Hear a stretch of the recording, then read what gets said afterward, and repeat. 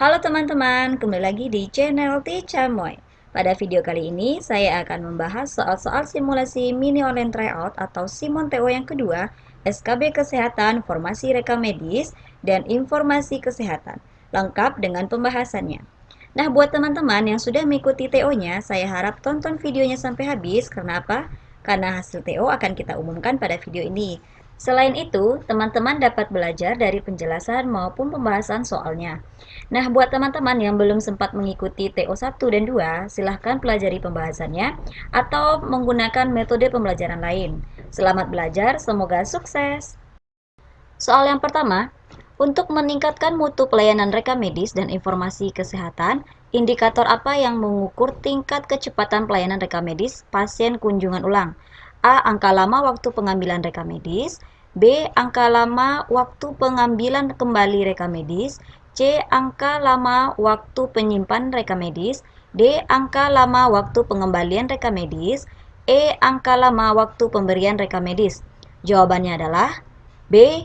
Angka lama waktu pengambilan kembali rekam medis. Berbicara tentang indikator, maka harus memiliki syarat.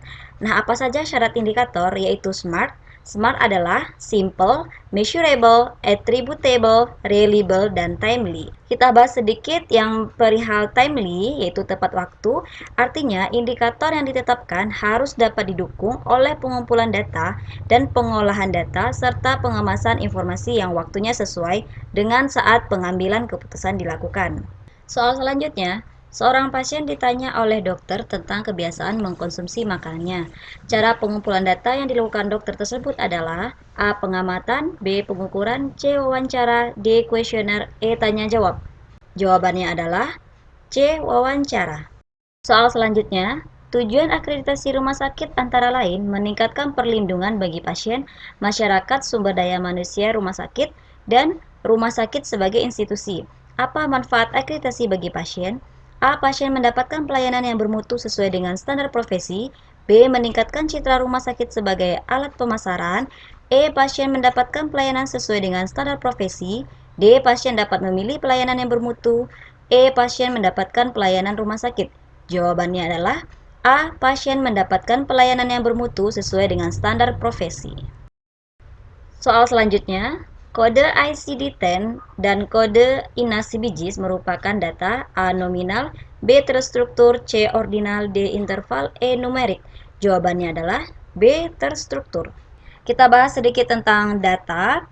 Pada fasilitas pelayanan kesehatan, pengelompokan data paling banyak digunakan adalah data terstruktur dan data tidak terstruktur. Data terstruktur adalah data yang terdiri dari nilai-nilai yang dapat disimpan sebagai angka atau jumlah yang terbatas. Contoh data terstruktur dalam pelayanan kesehatan ini adalah tinggi badan, berat badan, umur, jenis kelamin, dan kode INASI-BIJIS. Yang kedua, data tidak terstruktur yaitu tidak dapat diekspresikan sebagai angka atau kategori. Contohnya adalah catatan dokter yang dicatat dalam rekam medis. Soal selanjutnya, jika seorang meneliti dengan menggunakan data yang diperoleh dari Riskesdas, disebut A. Data kuantitatif, B. Data kualitatif, C. Data primer, D. Data nominal, E. Data sekunder.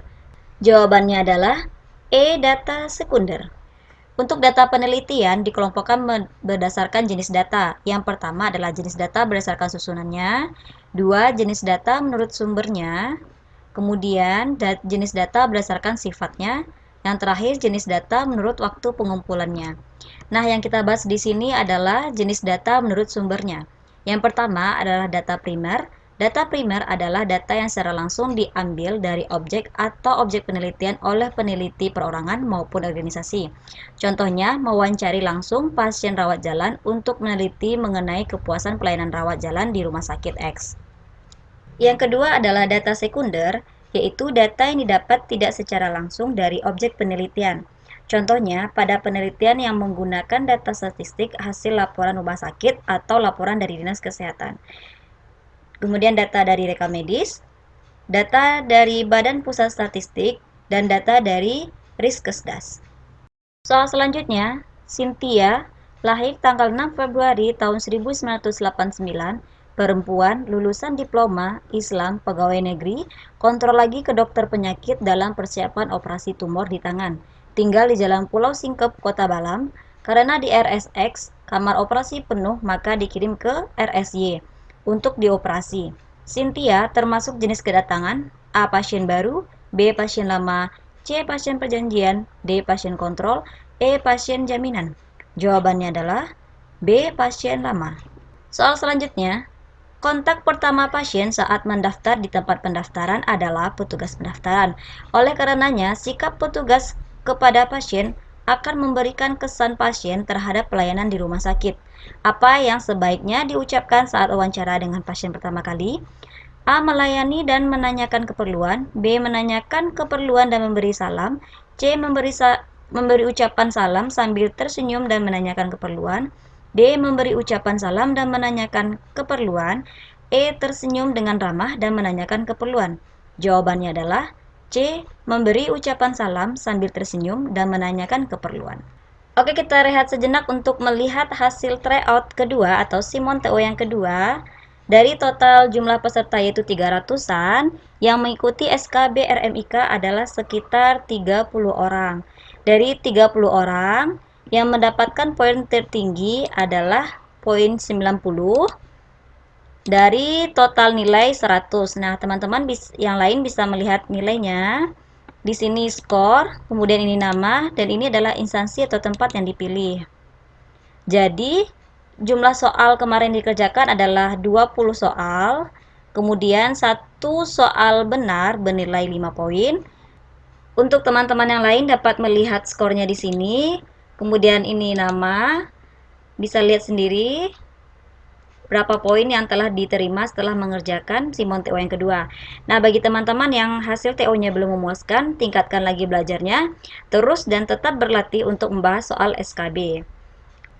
Untuk TO selanjutnya, jangan lupa ajak dan share ke semua media sosial yang kamu punya, agar Simon TO SKB Formasi Kesehatan dapat kita lakukan kembali. Soal selanjutnya, satu di antara kegunaan registrasi pendaftaran pasien rawat jalan adalah untuk mengetahui A. Jumlah cek laboratorium, B. Jumlah kasus baru dan lama, C. Diagnosa, D. Jumlah pengunjung baru dan lama, E. Terapi yang diberikan. Jawabannya adalah D. Jumlah pengunjung baru dan lama. Lanjut, lama waktu penyimpanan indeks utama pasien: A. 1 tahun, B. 5 tahun, C. 10 tahun, D. 20 tahun, E. Selamanya. Jawabannya adalah E. Selamanya. Soal yang terakhir, indeks kematian berfokus pada kasus yang menyebabkan kematian di rumah sakit. Manfaat dari indeks kematian: A. Audit kasus kematian, B. Audit pelayanan dokter, C. Audit pasien masuk rawat, D. Audit pelayanan ambulans, E. Audit penggunaan tempat tidur. Jawabannya adalah A. Audit kasus kematian. Kita bahas sedikit tentang indeks. Jadi, indeks merupakan pengolahan data yang telah dikumpulkan. Nah, pembuatan indeks ini suatu keharusan di setiap sarana pelayanan kesehatan, baik rumah sakit, puskesmas, klinik, dan lainnya. Sehingga indeks ini berfungsi sebagai petunjuk atau memberi fasilitas tentang lokasi dari item data yang dicatat. Suatu indeks bisa berupa tabel daftar, file atau katalog yang membuat daftar suatu item dan menyediakan informasi yang memudahkan akses ke item terkait. Dan indeks ini digunakan dalam kegiatan rekam medis, yaitu indeks utama pasien, indeks penyakit, indeks tindakan, indeks kematian, dan indeks dokter. Indeks ini dapat dilakukan dengan cara manual maupun elektronik. Oke, itulah pembahasan soal Simon TO yang kedua dan hasil nilai Simon TO kedua, SKB Kesehatan, Formasi Rekam Medis, dan Informasi Kesehatan. Jangan lupa like, subscribe, dan share ke semua media sosial yang kamu punya. Semoga bermanfaat. Terima kasih.